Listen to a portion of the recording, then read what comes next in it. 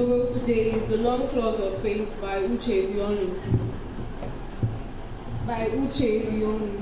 And my name is Dauda Alice and I'm from Mary College, Ibadan. As 5, Yomi was a bright little lad, a trifle too known all for some people's liking, but his mother was fiercely proud of him. He always did his best to show how much difference the 2 years between him and Buku could make. A deity beautiful doll, her father's pride and joy, tagging behind Big Brother proved a tearful experience of Buku half the time. For Yomi was a terrible show-off and he lost no opportunity to outshine any other child on every occasion. I can fast my own belt. My Buku so often had to resort to a whining helplessness to get her parents' sympathy whenever Yomi tried to show off. Good morning, everyone. My name is Mara Karen, and I'm a representative of Mary College, Ibadan. I'm reading from the book titled A Promise to the Fatherland by Wole Oyetayo. While Awolowo ruled in the West, the number of secondary schools grew from 40 to 159. He gave scholarships to many people and started free primary education. He trained many judges and reformed the native courts. He improved on the farming system by organizing cocoa and rubber plantations. It was under his regime that Liberty Stadium, Ibadan, got its foundation laid. My name is Ebudi Sunday. I'm from Emmanuel College, High School, Ibadan. So, I was given a book, and the title is Watchdog and New Tricks. Watchdogs, we are told, can't learn new tricks. Maybe but dog aren't woman. What about woman? Can't they learn new tricks? Specifically, can a person become blind in the adult life, learn to function independently? And what about children? A blind child grows up in a world designed for the sighted. If the child is to learn to get along, he or she must find different techniques from others used by sighted, associates, and friends. Thank you.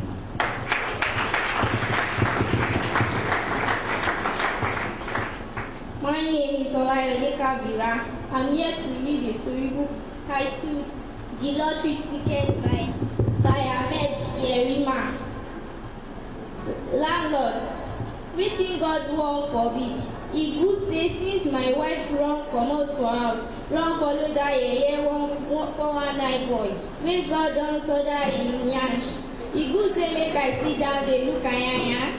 Lizzie, good, na you go bury me. I say God forbid, I no go bury old man. God forbid, no be me go do replacement wife for you. You dey forget say I train as tailor? Go sit down, no be we all chop your freedom rice. Tailor na girl. Lizzie, so I go carry my tailor brain come marry old man. Dey do landlord wife? God forbid, even sef our church no dey marry man wey him wife run comot for house. Jesus no like that kind rubbish, and you too old. Thank you. My name is Onila Rosemary. I want to read the novel, The Gift of Lace, chapter 1, paragraph 1. Our peeped from behind the straw mat, which was the door of our mother's coffin. The moon was a perfect ball, hanging inches above the leafy protrude of the mango tree at the entrance of the compound. When Awa was younger, she used to try plucking the golden ball from the sky with a stick. That was a long time ago, she sighed. Life had changed suddenly. Her father had died unexpectedly, leaving his wife and children in a state of shock and confusion.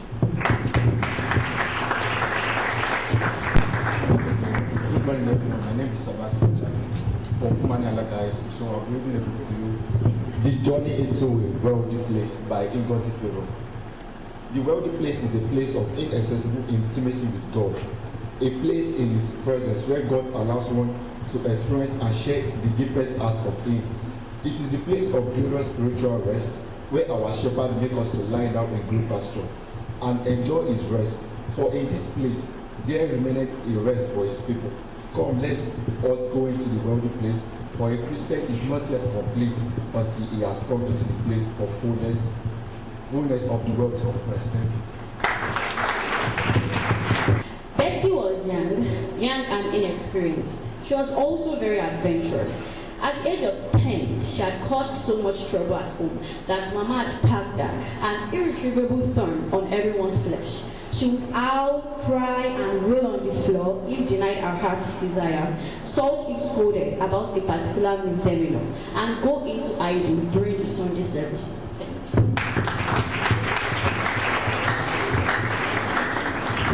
Good morning. My name is Ogunlana Angela, and I'll be reading Crash Dive by Lee Frederick. Hello, Commander Roman turned around. Yes? I'm Eric Von Braun, said the young man. There was a full moon out. The commander could see that Eric Von Braun was an officer, but the commander knew he had never seen the young man before. What do you want? Commander Roman asked him. I'm to be first officer of the U-1X. You look young for a first officer. I've been on 4 U-boats, sir. I see. Are you Commander Roma? The commander moved his head up and down. Welcome to the U-1X, he said. Thank you, sir. My name is Josephine Peace, and I'm from Community High School, Samanda. I am reading from the book The Rainy Day, author Sam Agbegude Harris. And from chapter 1, paragraph 2. Cynthia Benson, a beautiful, fair, slender, shimmery-eyed lady, was the wife of Johnson Benson, fondly called JB, by friends and close associates. The couples had delayed in children bearing for 7 years after they are married before they had Kenneth and later Tony. Tony had been born when Cynthia was in her early 40s. Man proposes, God disposes, they say. It was not the decision of the couple not to have children in their first 7 years in their marriage, but nature took a due course, for so they believed. Thank you. Good day, everyone. My name is Egede Chismari. I'm reading a novel named Behind the Clouds, author Ifeoma Okoli. When EJ came to Leventy's stores, she decided to stop and buy a few food items. She parked her car where it would be easy for her to join the ever-busy Zik Avenue again. She was about to enter the shop when someone called out greetings from a car parked nearby. EJ retraced her steps, and a man got out of the car and walked towards her. Thank you. My name is Anatomy Timothy, and the novel I'm going to say is Oliver Twist by Charles Dickens. Chapter 4. For some reason, Dodger did not want to enter London during daylight, so it was nearly 11 o'clock at night when they got near the center. Oliver had never seen a dirtier or more miserable place. The streets in this district were narrow and muddy, and there were terrible smells everywhere. Children wandered around even at this time of night, in and out of many shops, playing and screaming. The pubs were full of people fighting, and big, evil-looking men stood in doorways or at dark corners. Oliver almost wanted to run away, but just then, the Dodger pushed open a door and pulled Oliver into a dark hall.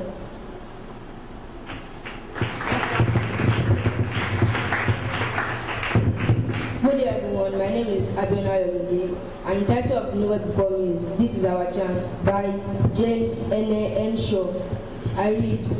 The princess Kudaro is seated on a table, on which are placed a mirror and some cosmetics. She is a young woman of about 18 and seems to derive great pleasure from her reflection in the mirror.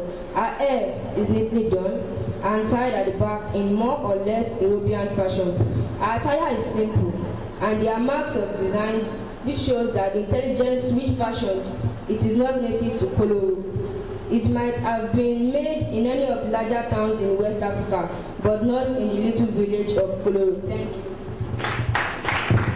My name is Iyoluwa Sarina Adeosi, a representative of Bodija International College, and the novel I'll be reading is Crossing the Rubicon by Lau Luade.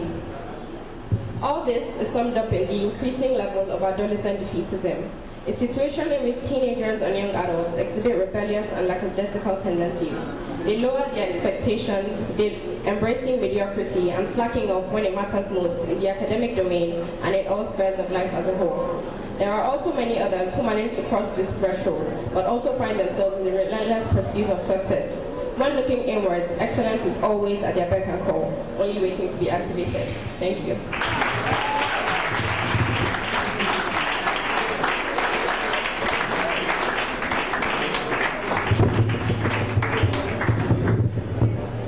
Good day, everyone.